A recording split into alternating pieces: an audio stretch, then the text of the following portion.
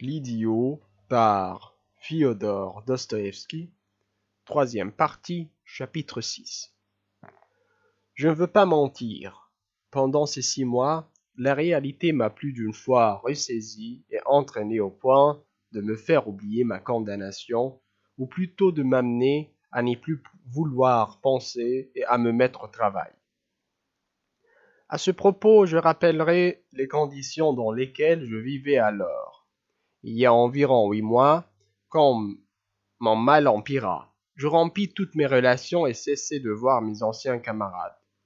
Comme j'avais toujours été d'humeur assez chagrine, ceux-ci n'eurent pas de peine à m'oublier. Ils m'auraient d'ailleurs oublié même si j'avais été autrement. Ma vie à la maison, c'est-à-dire en famille, était celle d'un solitaire. Il y a environ 5 mois, je m'enfermai une fois pour toutes et m'isolai complètement des miens. On avait coutume de se plier à mes volontés et nul ne se permettait d'entrer dans ma pièce, sauf aux heures fixées pour faire le ménage et m'apporter mon dîner. Ma mère tremblait devant mes ordres et n'osait même pas larmoyer en ma présence quand parfois je me décidais à la laisser entrer. Elle battait continuellement les enfants pour qu'ils ne fissent pas de bruit et ne me dérangeassent point. C'est vrai, je me plaignais souvent de leurs cris. Je m'imagine comme ils doivent m'aimer maintenant.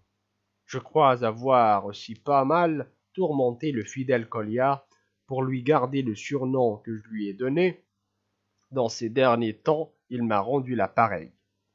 Tout cela était dans l'ordre des choses, les hommes ayant été créés pour se faire souffrir les uns les autres.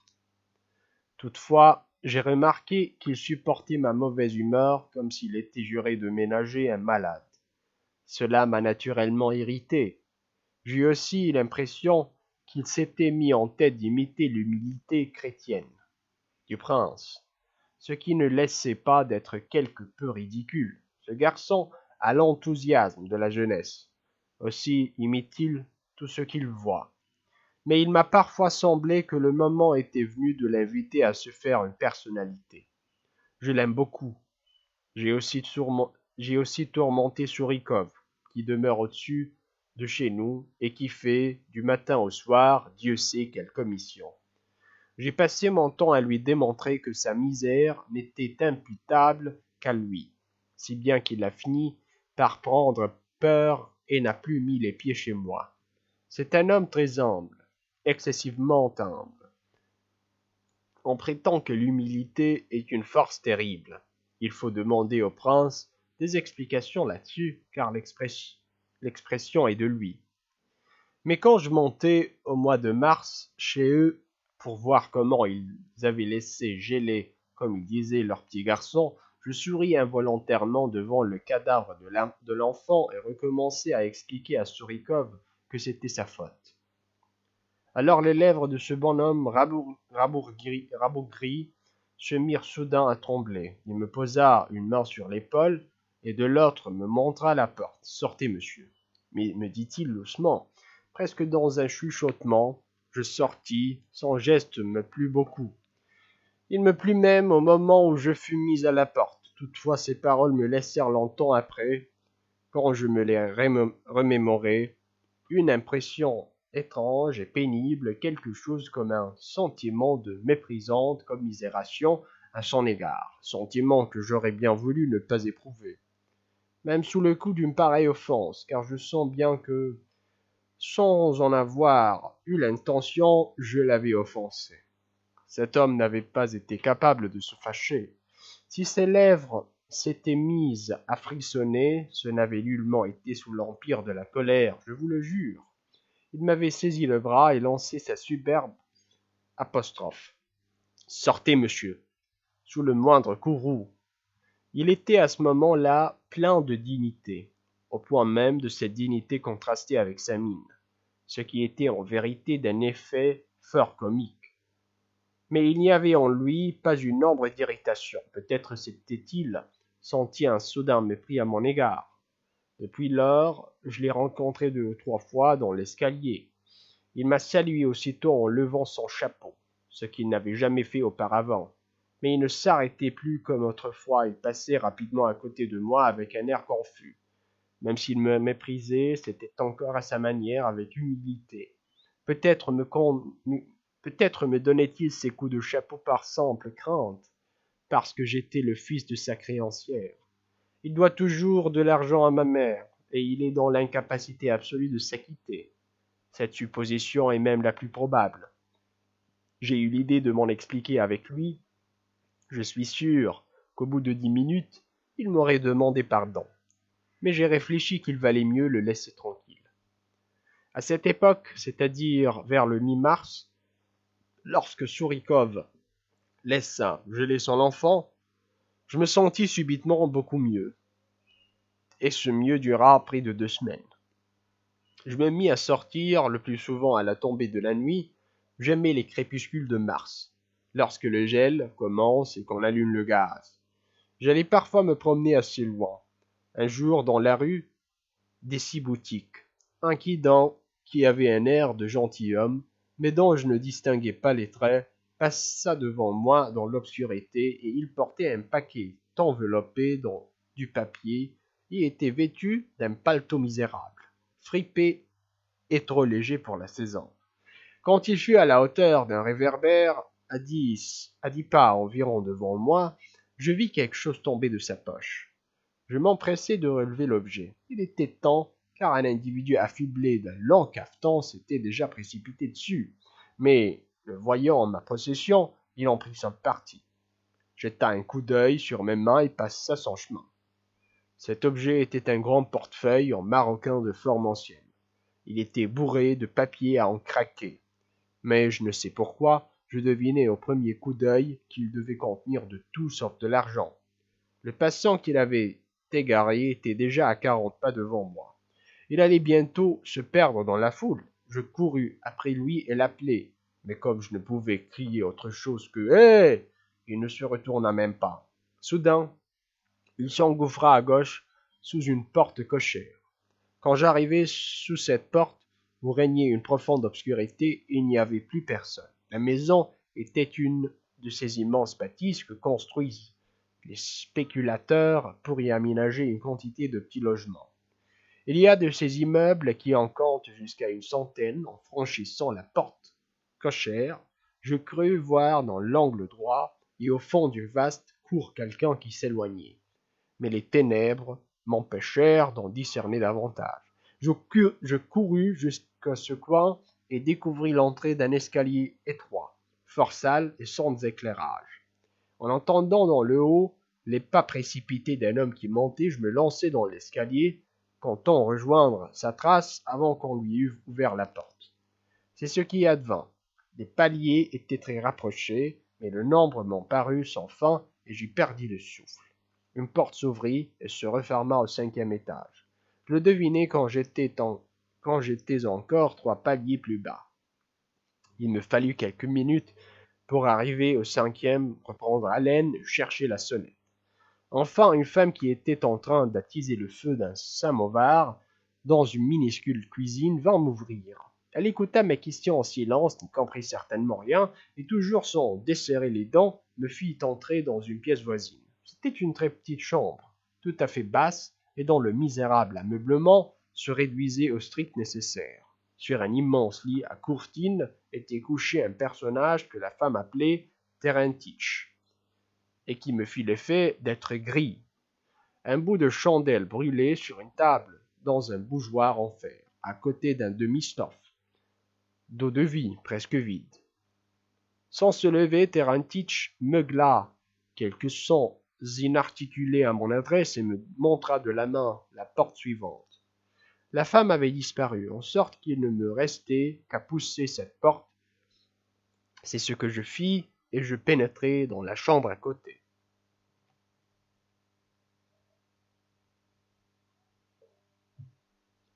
Celle-ci était encore moins large et plus exiguë que la première, au point que je ne savais même pas comment m'y retourner.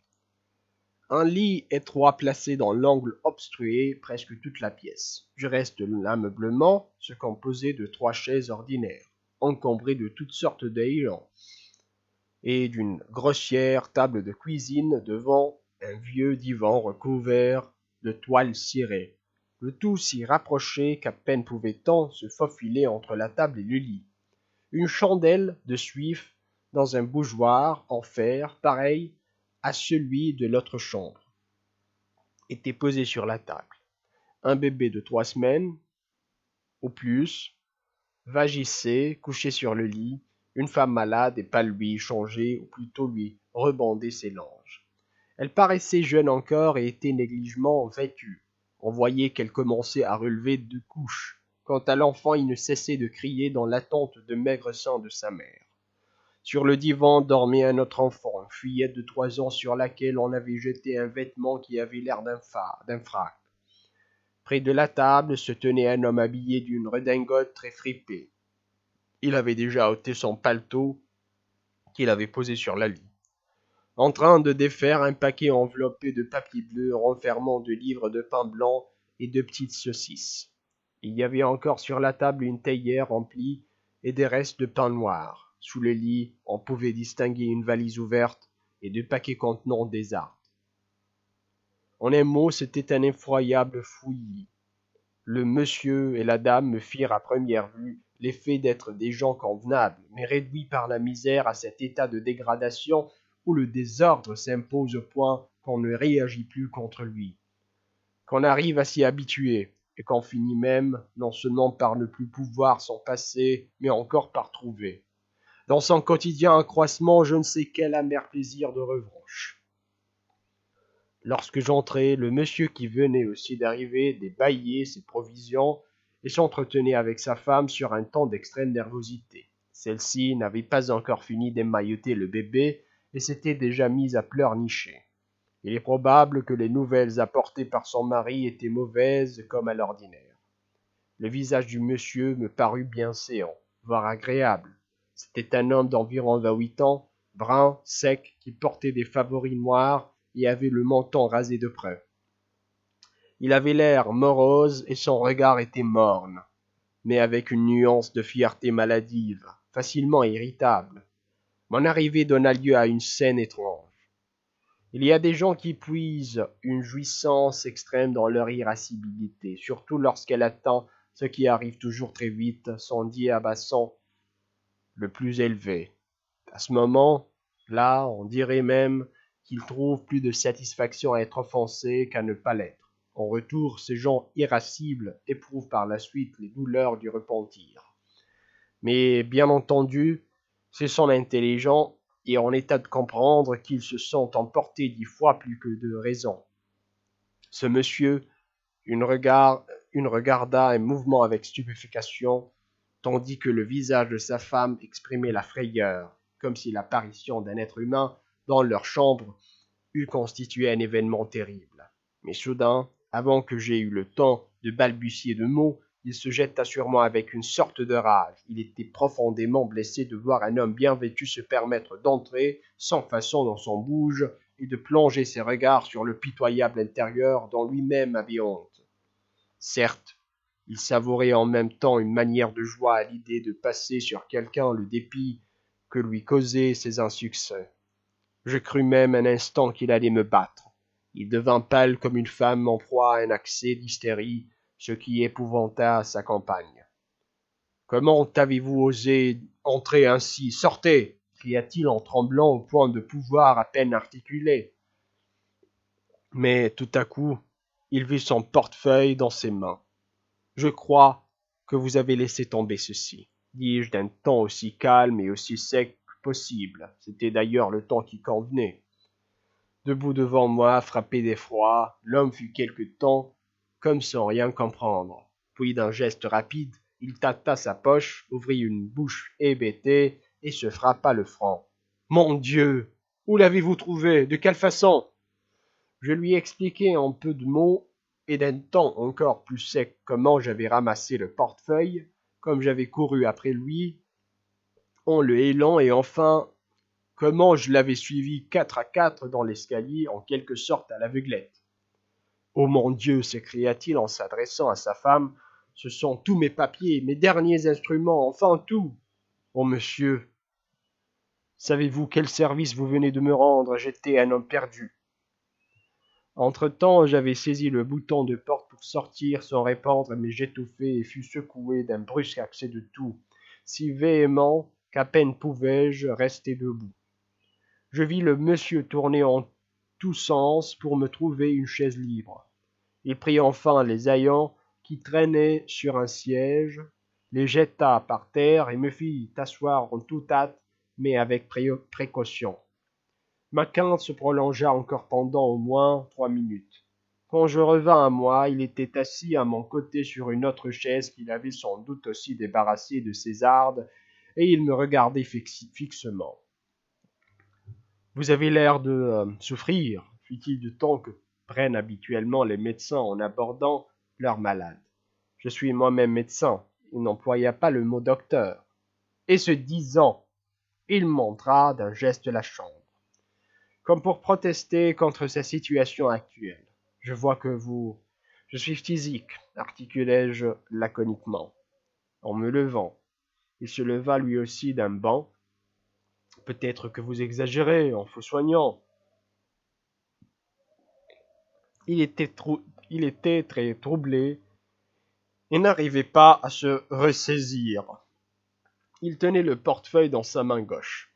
Oh, ne vous inquiétez pas, l'interrompais-je de nouveau en saisissant le bouton de la porte. J'ai été examiné la semaine dernière par Là encore, je citais le nom de Bénin, et mon affaire est claire, excusez-moi. J'avais l'intention d'ouvrir la porte et de laisser le docteur confus, reconnaissant et écrasé de honte. Mais ma maudite toux me reprit juste à ce moment. Mon docteur me fit alors asseoir et insista pour que je me repose. Il se tourna vers sa femme, qui sans bouger de place, m'adressa quelques paroles affables de gratitude. Ce faisant, elle se troubla tellement que ses joues sèches et décolorées s'empourprèrent. Je restai, mais prit l'air de quelqu'un qui désire laisser paraître à tout moment une crainte extrême d'être important. C'était l'air qui convenait. Je remarquai que le repentir avait fini par torturer mon docteur. Si je commença-t-il en s'interrompant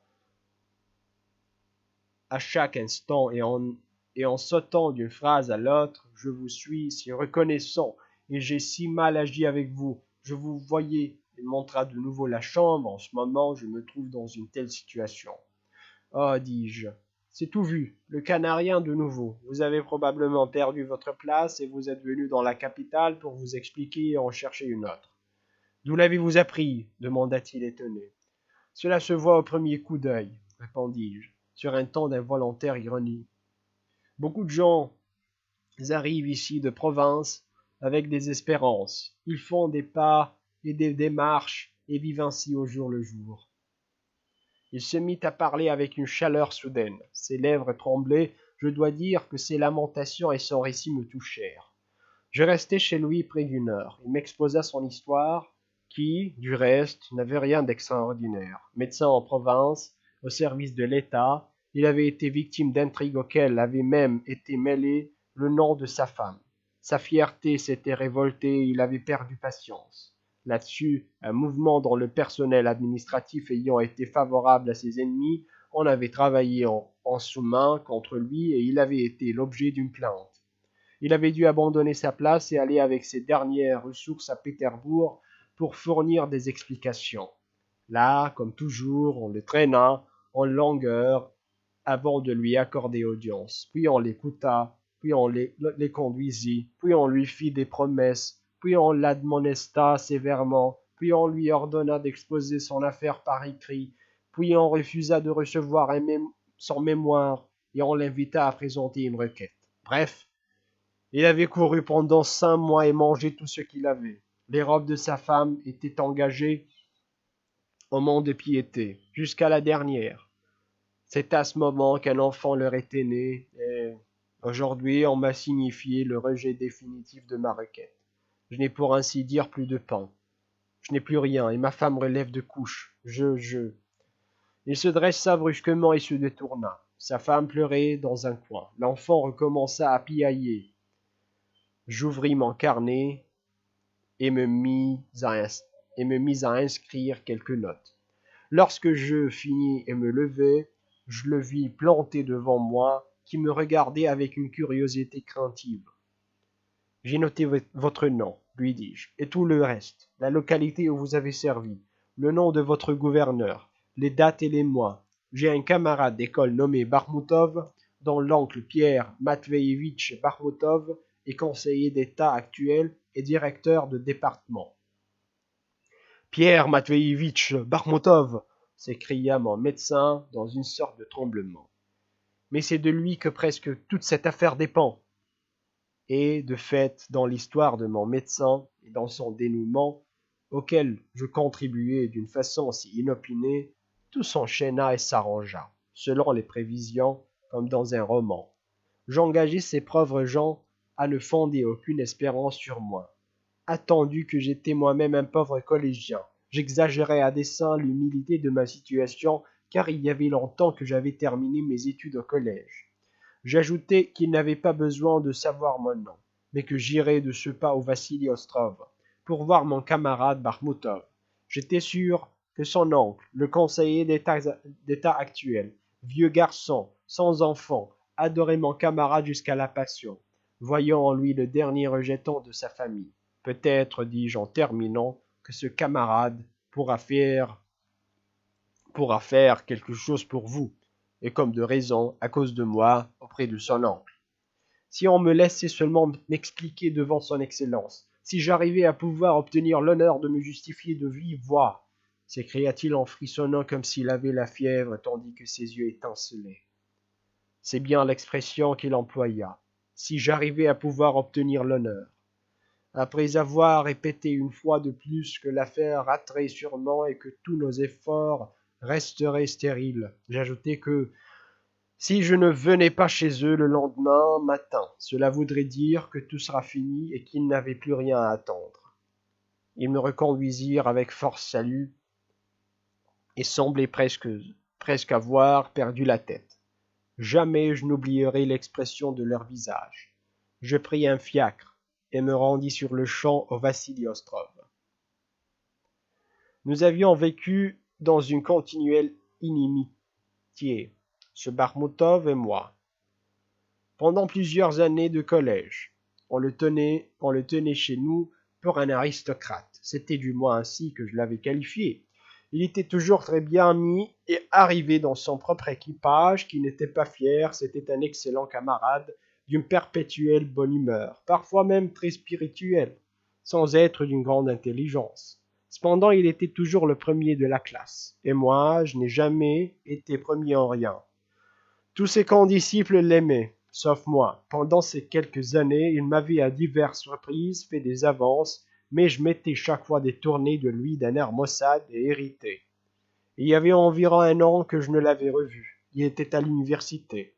Quand j'entrai chez lui vers les 9 heures du soir, non sans formalité cérémonieuse, car des domestiques m'annoncèrent. Il me reçut d'abord avec étonnement et même d'une manière assez peu affable. Mais il ne tarda pas à retrouver sa gaieté et partit d'un brusque éclat de rire en me regardant. « Quelle idée vous a pris de venir me voir, Terentiev » s'écria-t-il avec le cordial sans-façon qui lui était familier. Son ton était parfois cavalier mais jamais offensant. C'était un trait que j'aimais en lui et qui pourtant était la cause de ma haine à son égard.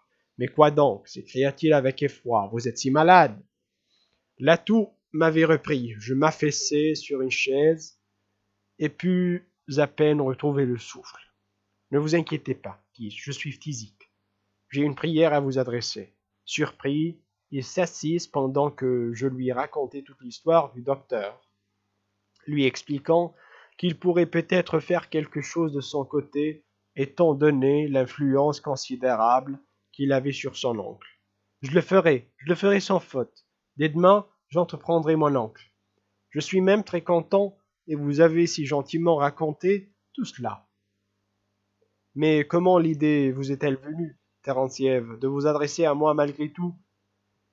Tout dépend de votre oncle en cette affaire. En outre, Barmoutov, nous avons toujours été ennemis et comme vous êtes un noble caractère, j'ai pensé que vous n'opposeriez pas un refus à un ennemi, ajoutai-je avec une pointe d'ironie.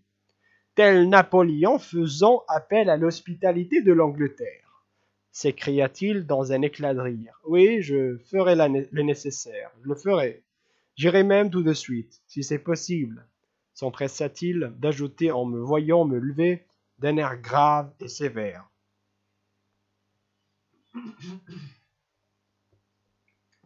Effectivement, cette affaire s'arrangea d'une manière tout à fait inattendue et à notre plus entière satisfaction. Au bout de 6 semaines, notre médecin obtint une nouvelle place dans une autre province, on le défraya de son déplacement et on lui alloua même un subside. Je soupçonne Barmoutov d'avoir amené le docteur à accepter de lui une avance à titre de prêt. Il allait le voir souvent, alors que moi-même je cessais à dessein mes visites. Quand, par hasard, le docteur venait chez moi, je le recevais presque sèchement. Pendant ces 6 semaines, je rencontrai Barmoutov 1 ou 2 fois, et nous nous revîmes une 3e fois quand nous fêtâmes le départ du docteur. Barmoutov donna chez lui un dîner d'adieu avec du champagne.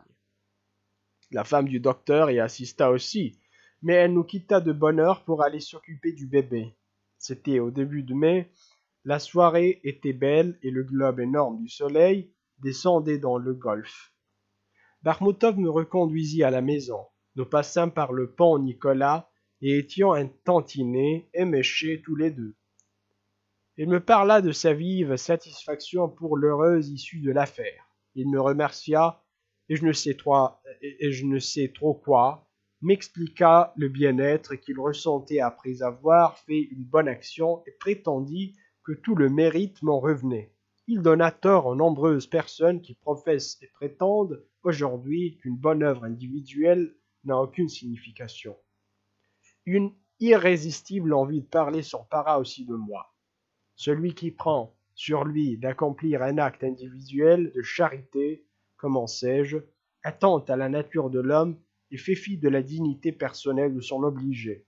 Par contre, l'organisation de la charité sociale et la question de la liberté individuelle sont deux choses différentes, mais qui ne s'excluent point. La bonne action privée continue à exister parce qu'elle correspond à un besoin de l'homme, au besoin vital d'exercer une influence directe sur son prochain.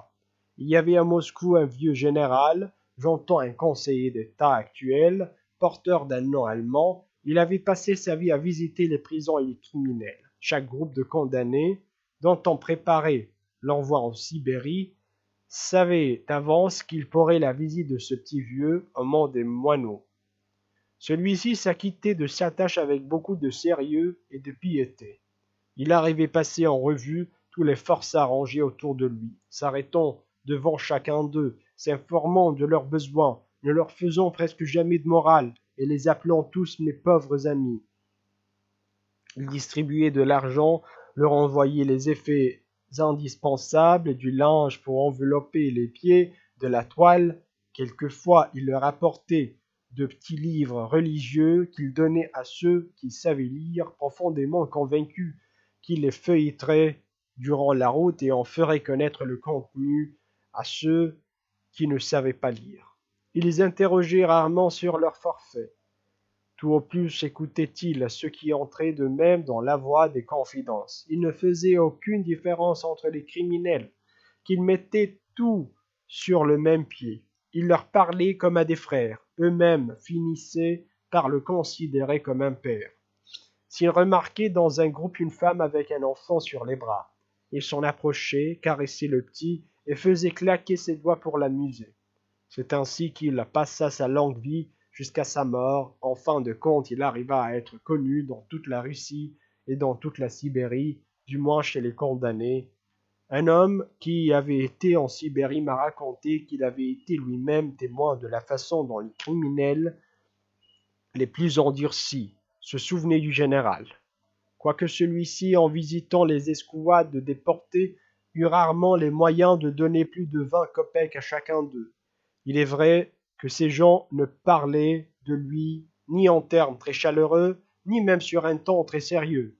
Parfois, l'un de ces malheureux qui avait peut-être massacré une douzaine de personnes ou assassiné 6 enfants pour l'unique plaisir de tuer, on dit qu'il existait des scélérats de cette espèce, poussait un soupir et s'exclamait « Que devient le vieux bonhomme de général? Qui sait s'il est encore en vie ?» Cette réflexion lui venait sans raison apparente et peut-être une seule fois au cours des 20 années de sa peine. Il l'accompagnait même d'un sourire, qui sait, et rien de plus. Mais qui vous dit qu'une semence n'avait pas été jetée pour toujours dans cette âme par le petit vieux, dont l'homme gardait encore le souvenir après 20 années? Pouvez-vous connaître, Barmotov, l'influence de cette communion d'un être humain avec un autre sur la destinée de ce dernier? Il y a là toute une vie, une possibilité infinie de ramifications qui nous échappent. Le meilleur et le plus sagace joueur d'échecs ne peut prévoir qu'un nombre restreint des coups de son adversaire. On a parlé comme d'un prodige d'un joueur français qui pouvait calculer 10 coups à l'avance. Or, combien y a-t-il ici de coups et de combinaisons qui nous échappent? En lançant la semence, en faisant sans n'importe quelle forme votre acte de charité, votre bonne action, vous donnez une partie de votre personnalité et vous recevez une partie de celle d'autrui. Il y a communion entre vous, entre vos deux êtres. Un peu d'attention et vous êtes déjà récompensé par le savoir, par les découvertes tout à fait inattendues. Vous finirez nécessairement par considérer votre bonne œuvre comme une science. Elle dominera toute votre vie et peut-être la remplira entièrement. D'autre part, toutes vos pensées, toutes les semences que vous avez jetées et peut-être déjà oubliées, prendront racine et croîtront. Celui qui les a reçues de vous les communiquera à un autre, et qui sait quelle part vous reviendra à l'avenir dans la solution des problèmes dont dépend le destin de l'humanité. Et si votre savoir est toute une vie vouée à ce genre d'occupation, vos élèves, enfin à des auteurs d'où vous puissiez semer en grand et léguer à l'univers une pensée immense, alors, etc.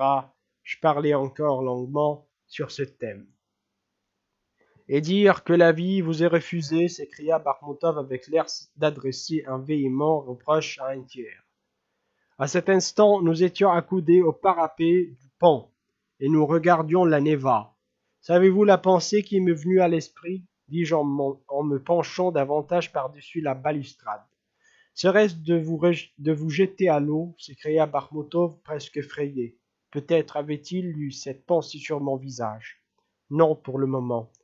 Je me borne au raisonnement suivant. Voici, il me reste maintenant 2 ou 3 mois à vivre, peut-être 4. Mais prenons par exemple le moment où il ne me restera que 2 mois, et supposons qu'à ce moment-là, je veuille faire une bonne action qui exige un effort, des courses, des tracas dans le genre de ce que m'a occasionné l'affaire du docteur. Dans ce cas, il me faudrait renoncer à cette bonne action faute de temps, et en chercher une autre qui soit de moindre importance et rendre dans mes moyens. Si toutefois la passion de faire de bonnes actions m'entraîne à ce point, convenez que c'est là une idée plaisante. Le pauvre Barmotov était fort inquiet sur mon compte. Il m'accompagna jusqu'à mon logis et eut la délicatesse de ne pas se croire obligé de me consoler. Il garda presque tout le temps le silence, en prenant congé de moi. Il me serra chaleureusement la main et me demanda la permission de revenir me voir. Je lui répondis que, s'il voulait venir chez moi à titre de consolateur, car même silencieuse, sa visite aurait un but de consolation. Je lui expliquai, sa présence ne serait pour moi rien d'autre qu'un memento mori. Il haussa les épaules, mais convint que j'avais raison. Nous nous séparâmes assez courtoisement contre mon attente. C'est pendant cette soirée et au cours de la nuit suivante que je sentis germer en moi ma dernière conviction. Je m'attachai avidement à cette nouvelle pensée, je l'analysai avec ferveur dans tous ses détours et sous tous ses aspects. Je ne dormis pas de la nuit, et plus je l'approfondissais, et plus je l'approfondissais, plus je m'en pénétrais, plus elle me remplissait d'effroi. Une frayeur atroce finit par m'envahir. Elle ne me quitta plus les jours suivants. Parfois, sa seule évocation suffisait à me faire passer par les transes d'une nouvelle épouvante. J'en conclus que ma dernière conviction s'était ancrée en moi avec trop de force pour ne pas amener fatalement un dénouement. Mais je n'avais pas assez d'audace pour me décider. 3 semaines plus tard, ces tergiversations cessèrent et l'audace me vint grâce à une circonstance fort étrange.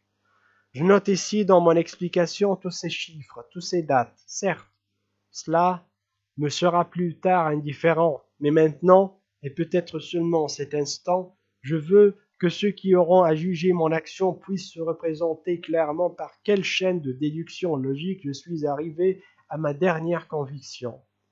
Je viens d'écrire que j'acquis l'audace décisive qui me faisait défaut pour mettre en pratique cette dernière conviction, non point à ce que je crois par voie de déduction logique, mais à la suite d'un choc imprévu, d'un événement anormal qui pouvait n'avoir absolument aucun lien avec la cour de l'affaire.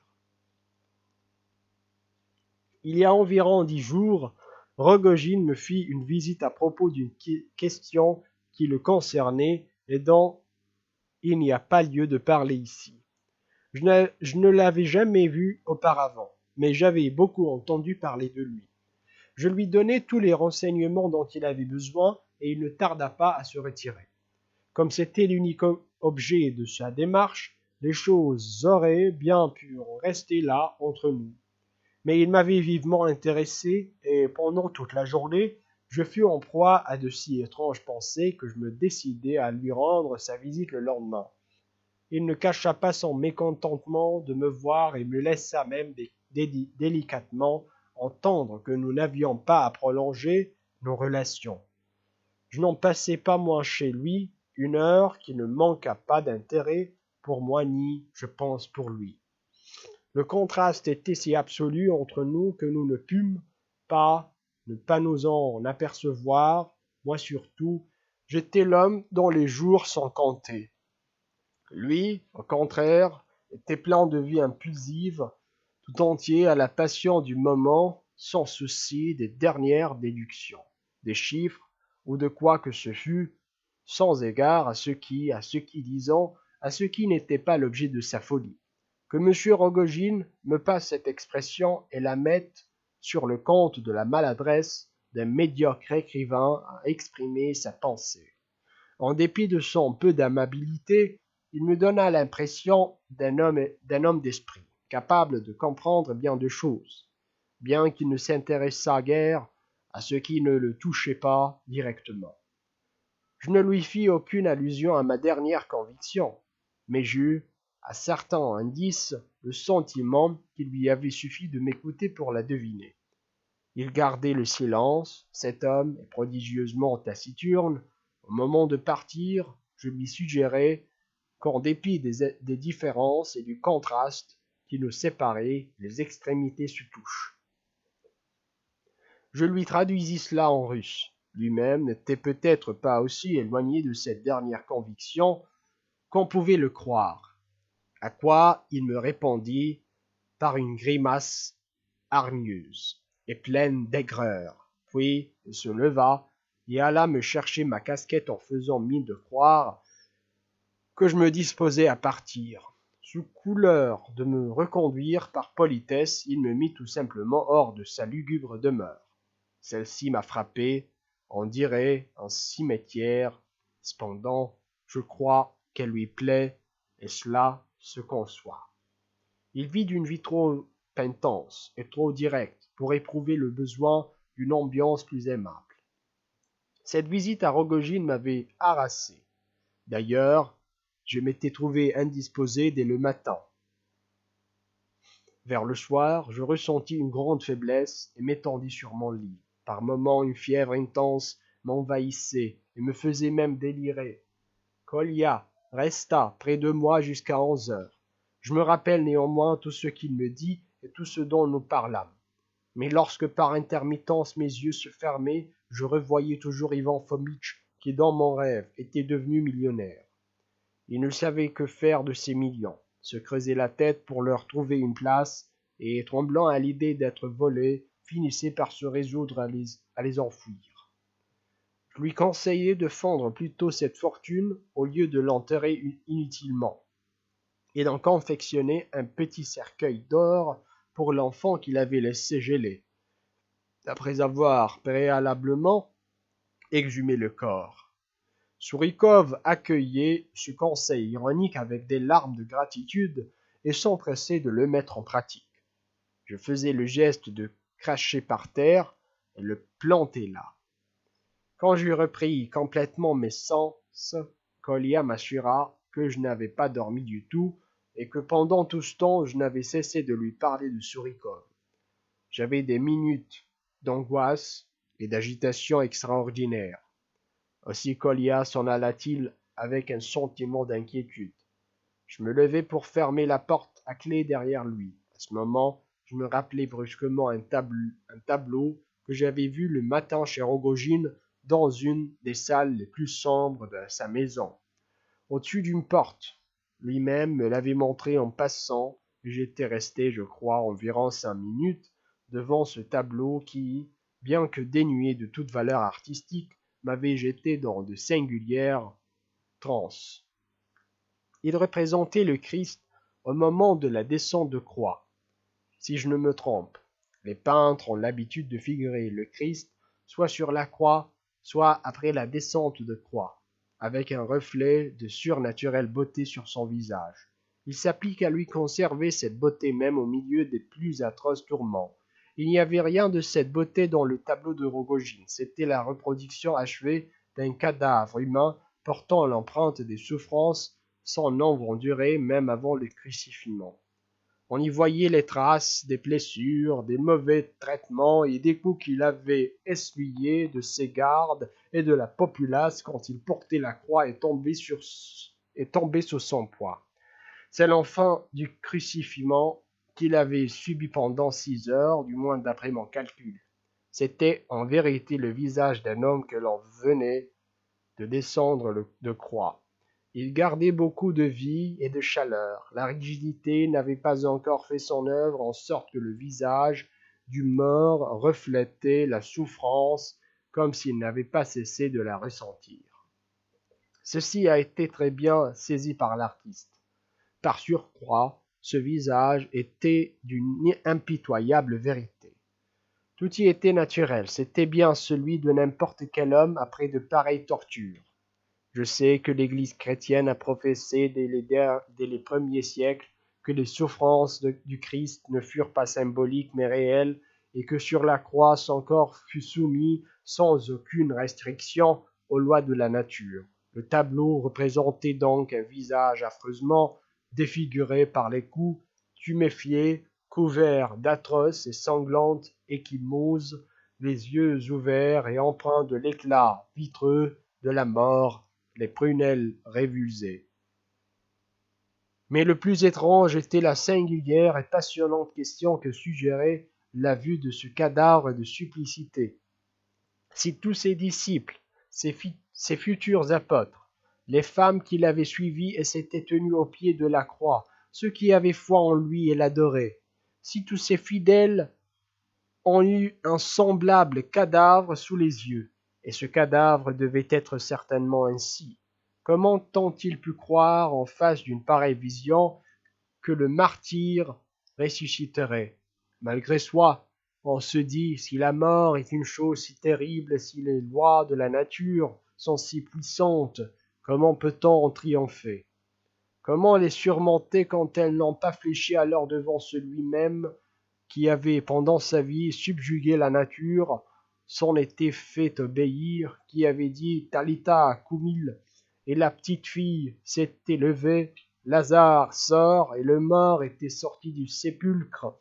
Quand on contemple ce tableau, on se représente la nature sous l'aspect d'une bête énorme, implacable et muette, ou plutôt si inattendue que paraisse la comparaison, il serait plus juste, beaucoup plus juste, de l'assimiler à une énorme machine de construction moderne qui, sourde et insensible, aurait stupidement happé, broyé et englouti un être sans prix, valant à lui seul toute la nature, toutes les lois qui la régissent, toute la terre, laquelle n'a peut-être même été créée que pour l'apparition de cet être. Or, ce que ce tableau m'a semblé exprimer, c'est cette notion d'une force obscure, insolente et stupidement éternelle, à laquelle tout est assujetti et qui vous domine malgré vous. Les hommes qui entouraient le mort, bien que le tableau m'en représentât aucun, durent ressentir une angoisse, une consternation affreuse dans cette soirée qui brisait d'un coup toutes leurs espérances et presque leur foi. Ils durent se séparer en proie à une terrible épouvante, bien que chacun d'eux emportât au fond de lui une prodigieuse et indéracinable pensée. Et si le maître avait pu avou- a- si le maître avait pu voir sa propre image à la veille du supplice, aurait-il pu lui-même marcher au crucifixion et à la mort comme il le fit?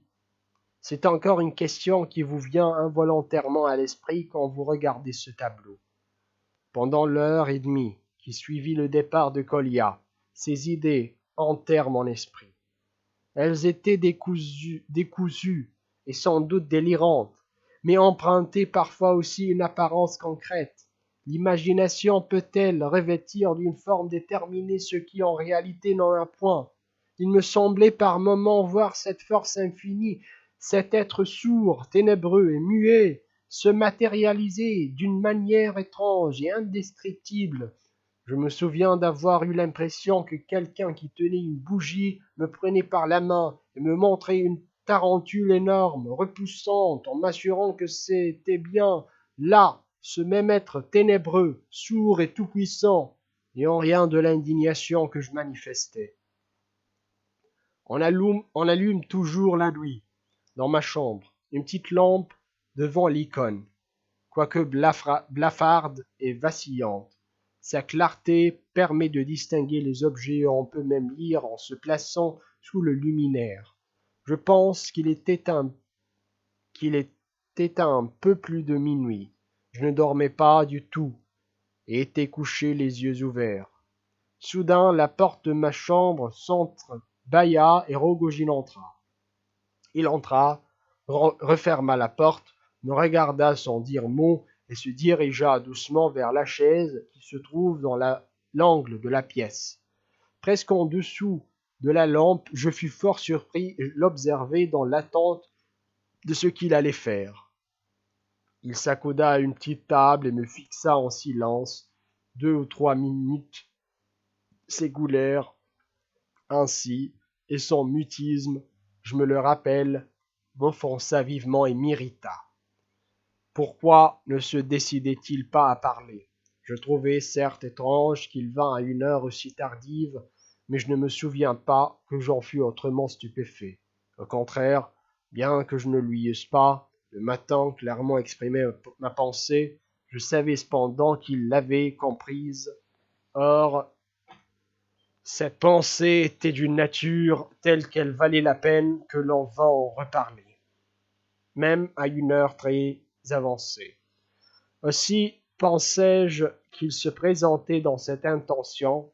Nous nous étions quittés le matin en assez mauvais termes, et je me souviens même qu'il m'avait, à 1 ou 2 reprises, regardé d'un air très sarcastique. C'était cette même expression de sarcasme que je lisais maintenant dans son regard et dont je me sentais offensé. Quant à avoir réellement devant moi Rogojin en personne, et non une vision ou une hallucination du délire, cela ne me parut d'abord pas faire le moindre doute. L'idée ne m'en vint même pas à l'esprit. Cependant, il était toujours assis et continuait à me regarder avec son sourire moqueur. Je me retournai avec colère sur mon lit, m'accoudai sur mon oreiller et pris le parti d'imiter son silence, dut ce silence se prolonger indéfiniment. Je ne sais plus pourquoi je voulais absolument qu'il parlât le premier. Je pense qu'une vingtaine de minutes passèrent ainsi. Tout à coup, une idée me vint. Qui sait? Peut-être n'est-ce pas Rogojine, mais seulement une apparition. Je n'avais jamais eu la moindre apparition, ni durant ma maladie, ni auparavant. Et depuis mon enfance jusqu'à ce moment, c'est-à-dire jusqu'à ces derniers temps, bien que je ne crusse nullement aux apparitions, il m'avait toujours semblé que, si j'en voyais seulement une, je mourrais sur place. Pourtant, quand l'idée me vint que ce n'était pas Rogojine, mais un fantôme, je me souviens que je n'en conçus aucune frayeur. Bien mieux, j'en fus même dépité, chose étrange.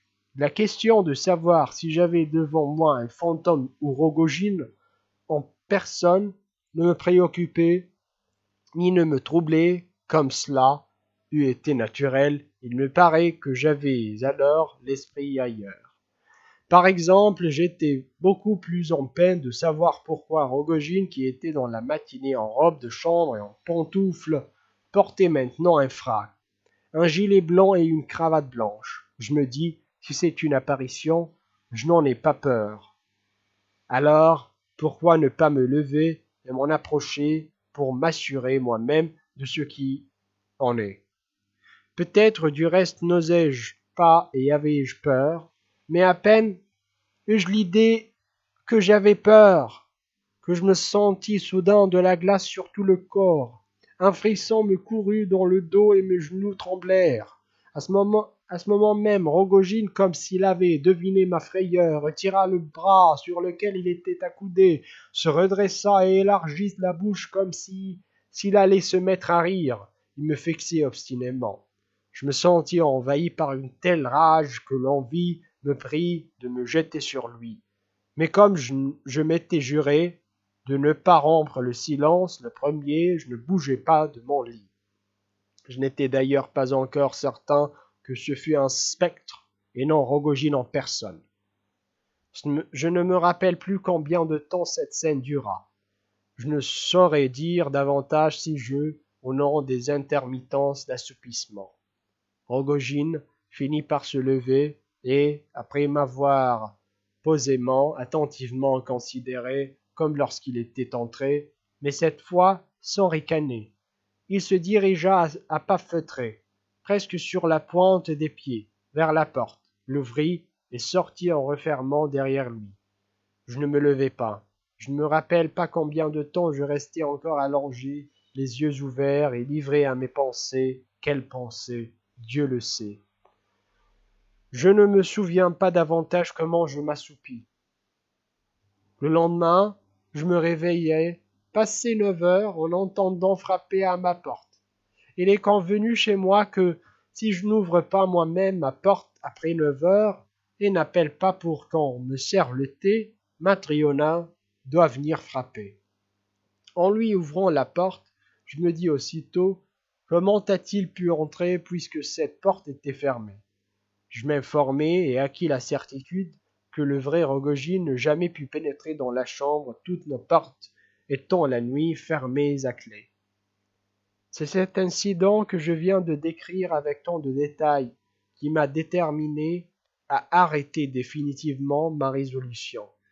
Celle-ci ne procède donc pas de la logique du raisonnement, mais d'un sentiment de répulsion. Je ne puis rester dans une existence qui revêt des formes aussi étranges et aussi blessantes pour moi. Ce fantôme m'a laissé sous le coup d'une humiliation. Je ne me sens pas le courage de me plier à une force qui emprunte les dehors d'une tarentule. Et ce ne fut que lorsque je me vis enfin au crépuscule, en face d'une résolution entière et définitive, que j'éprouvai une impression de soulagement. Ce n'était toutefois qu'une première phase. J'allais traverser la seconde à Pavlovsk, mais là-dessus, je me suis déjà suffisamment expliqué.